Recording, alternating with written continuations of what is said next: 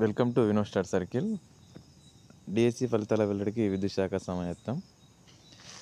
దీంట్లో త్వరలో జిఆర్ఎల్ సంబంధించి అందుబాటులోకి దసరా సెలవుల్లో అదనపు వేతనంతో సీనియర్ ఉపాధ్యాయులతో సర్టిఫికేట్ పరిశీలన అని చెప్పేసి మనకు ఒకటి న్యూస్ అండి. ఇది మరి ఇవ్వచ్చేమో, ఎందుకంటే మనకు పండగలో చాలామంది మన దగ్గర విలేజ్లలో ఉంటారు కదా.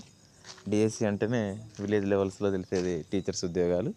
సో దీన్ని బట్టి కూడా సరే గవర్నమెంట్ అలా కూడా ప్లాన్ చేసి ఉండొచ్చు, ప్లాన్ చేస్తుంది కూడా అనుకుండొచ్చు. ఎందుకంటే సర్టిఫికేట్ వెరిఫికేషన్లో పిల్లలకి జాబులు పోయినారు అనేది ఒక శుభ సందర్భం.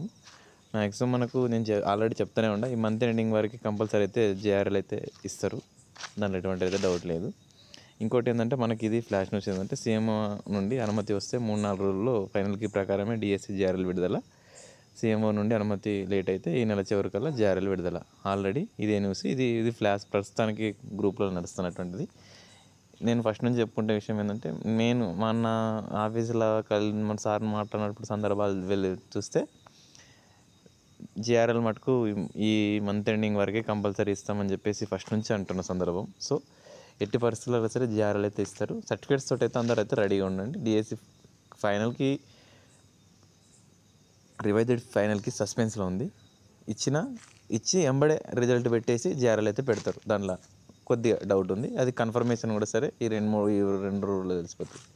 ఓకేనా, దాంట్లో ఎటువంటి డౌట్స్ అయితే పెట్టుకోవచ్చు. ఇక మన వీడియో నచ్చినట్లయితే లైక్ చేసి, షేర్ చేసి, సబ్స్క్రైబ్ చేసుకోండి. Thank you so much for everyone.